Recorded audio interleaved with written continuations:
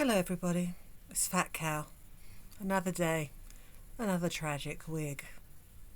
Well, in response to yesterday's video about my experiences of infidelity with my Middle Eastern husband, I thought I would expand upon one part of the conversation that garnered a lot of attention, and that was his perceived threat upon his masculinity and what would be perceived as a threat on his masculinity.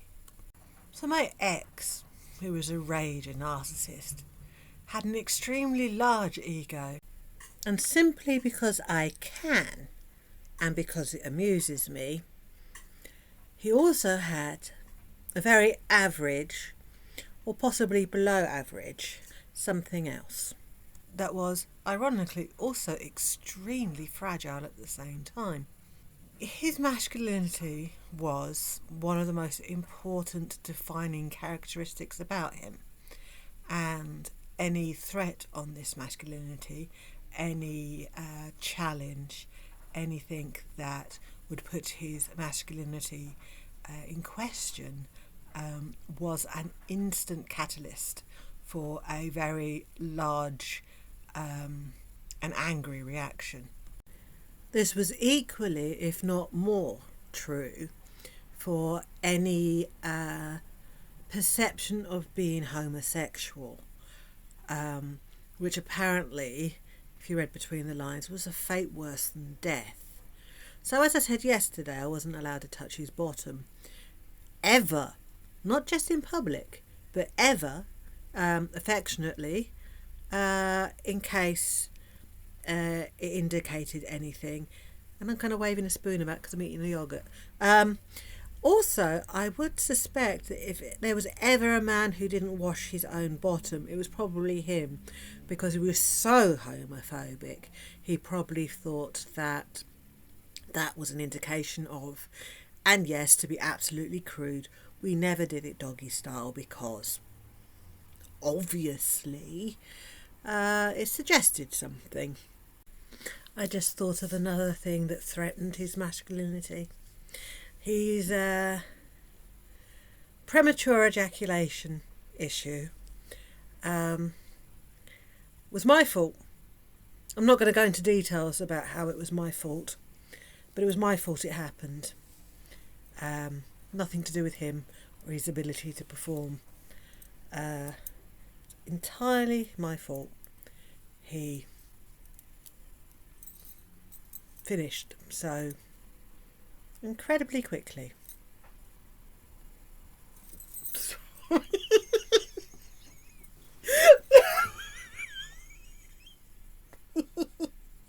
Oh dear.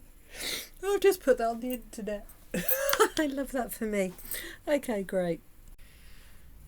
Any threat on his manhood revolving around possibly his wife getting attention from other males wasn't an indication of how important I was to him, or that he was protecting me, or that he was being courteous or well-mannered and gentlemanly. It was literally an indication from other males that they didn't respect his property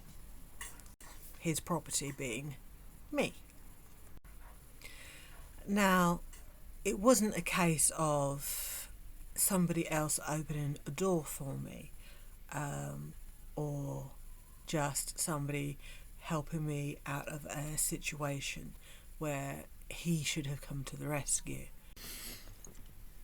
Additionally, I just remembered, he didn't like driving me anywhere if I was in the back seat and the front seat was empty, even when I wanted to be with our child, because he didn't want people to think he was a driver or chauffeur ferrying me about, because then people would see him as being something inferior.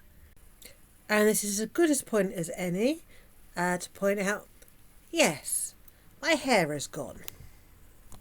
Again, I fucked up my hair, damaged it to the point it couldn't be saved, and so again I have shaved my head and I'm starting again.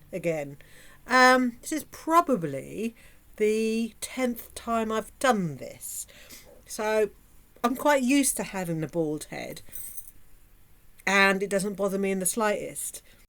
If I never shave my head ever again, it would actually be a miracle, because I tend to, fuck around and find out when it comes to my hair, and I've had to do this, as I've said, many times. I was not encouraged, for want of a better word, to have male friends. And any male friends that I did have, he would joke that the only reason they were my friends was because they wanted to F me. In fact, the jokes about my male friends wanting to F me was so persistent and so obviously coded that basically it was easier for me not to have any. Now here's the thing. A few people asked me, why did I marry him in the first place?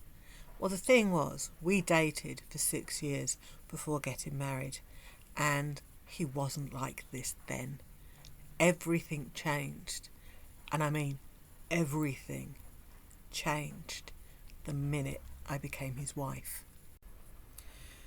And when I mean everything changed, I mean everything. His opinion on how I dress, his opinion on who my friends were, his opinion about my job, his opinion about how I did my hair, my makeup, what I did with my money that I earned, everything suddenly rose out of the blue and suddenly became an issue. There would be times where I would be going out, usually to a work function, and he would tell me that the way I was dressed made me look cheap, or that I looked ridiculous. Apparently I looked ridiculous in skirts, and a lot of things revolved around looking cheap, basically, which was lovely. I think, in all respects, his idea of cheap, bearing in mind that English wasn't his first language, was actually inexpensive and not the English version of looking cheap, which is looking like a bit of a whore. His status, his ability to look like he provided for me, was extremely important. Extremely important. Appearances mattered dearly to this individual. Now, despite the fact I have a shocking back in terms of the chronic pain, the osteoporosis, the disintegration of my spine, and the changing curvature, and the sciatica, I am practically incapable of sitting on a large chair properly. So, what I did, who I spoke to, who I spent time with, how I dressed, how I conducted myself, basically all had to be approved by him. And consequently, I stopped having a social life. Completely off topic, I brought all these wigs because, Foodie has a lot of wigs, and I thought it'd be fun, because I'm not going to make fun of a hijab. But wigs, no problem. And now I can't stop playing with the buggers. So, how does this pertain to our favourite Canadian in Kuwait? Well, she might think that Salah displays a certain level of romanticism by opening doors for her and being chivalrous, being a gentleman. But I can guarantee, pretty much, if there was a opportunity that he knew he would not be watched, observed, seen, filmed, and that there was absolutely no chance whatsoever of witnesses, he would not open the car door for her. It's all about appearances. He wants to be perceived as somebody who looks after and supports and provides for his wife, because it is shameful not to be. Now listen to this again. It is shameful not to be perceived as being a good husband. A lot of husbands do not feel shame for not actually being supportive and providing for their wives. They just don't like other people to think that they don't. So, regardless of whether Foodie actually pays for everything or not, I can guarantee that if they go out to eat, when they go shopping for groceries, etc., it is Salah that hands over the card. It is Salah who will have the appearance of paying for everything. Now, I want to point out something that's really important. Not culturally, it's not a Kuwaiti thing, it's not a Middle Eastern thing, it's a Muslim thing. That according to the Quran, which is the word of God and should be followed by all Muslims, when a man and woman are married, what the man earns, he should give half to his wife to provide for the family and the children and the house. Half of his salary is meant to go to the wife, half of his salary. If the wife earns any money, she gets to keep it all for herself. Not all of my salary as the wife goes to the husband for him to do what he wants with and to allocate with. No, half of his money that he earns goes to the wife to run the house and look after the kids. And she has to manage the 50% of his salary that she gets. But if she earns any money, according to the Quran, the word of God, she gets to keep that for herself and can do with that what she wants. If, like me, she puts it straight back into the household, then fine. In my case, my salary, when I earned it, went directly to the house and everything, and then I asked for my husband for money. Another thing that threatened his manhood was if I asked for my salary in advance because I was struggling, because then people at work would know that he wasn't providing for me. But I did it anyway. And also that I got my mum, he didn't know this, but I had to get my mum to wire me money every month in order to feed myself and the kids too, because he didn't give me enough money to do that with.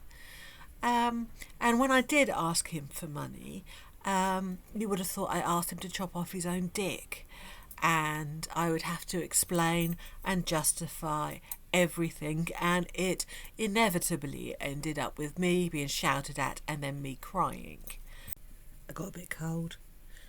Have you noticed, or I've just noticed watching this back, how my face changes when I talk about my ex-husband? I really don't have a poker face, do I? Speaks volumes, though. So the irony of all this is that Salah's perceived gentlemanliness, he's protectiveness, his manners, his paying for everything, he's opening doors, he's probably pulling a seat out for Foodie for when she sits down. It's nothing but a show. It's a perceived performance so that other people think he is fulfilling his role as a husband, which, if he was doing this to avoid the humiliation and the shame, the irony is he chose to do this with Foodie, who's put absolutely everything that Salah has ever done wrong ever on the internet for everybody to see, including his indiscretions, his prolificies wants, his even his dick has been put on the internet. So if he wanted to avoid shame and humiliation, I mean, fucking hell, he couldn't have picked the worst person to shack up with. And now a personal message from myself to the people who are so gracious to watch my content. In yesterday's video, I spoke a bit about my ex-husband and our relationship and the outpouring of sympathy and the amount of people who were angry on my behalf was astounding. I never expected this. I didn't start talking about this thing because I wanted sympathy or attention. I started talking about this because it was relevant and it provided additional information that I thought would help people better understand the situation that a certain somebody else is finding themselves in. I don't know what to say. I never expected.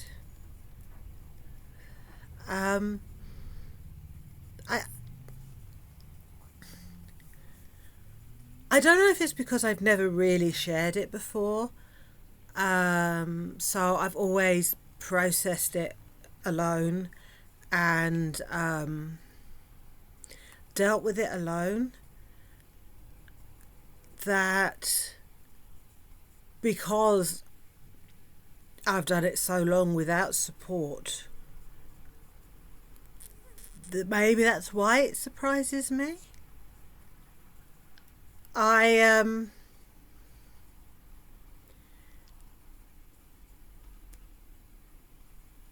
very grateful. I'm surprised. And I feel blessed. I've been doing this whole life thing, this whole existing thing, alone for a very long time. And to have people on the internet be so kind means so much to me. I didn't expect that doing this channel would be such a positive experience.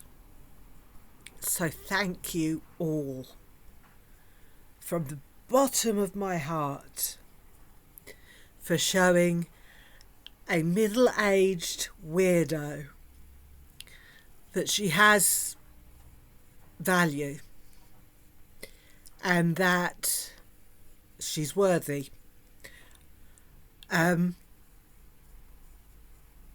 Just thank you. Bless every single one of you. It means fucking hell. It means so much, and I didn't expect me to do this either. Thank you. Don't worry, I'm fine. I'm happy. I'm happy. Ooh.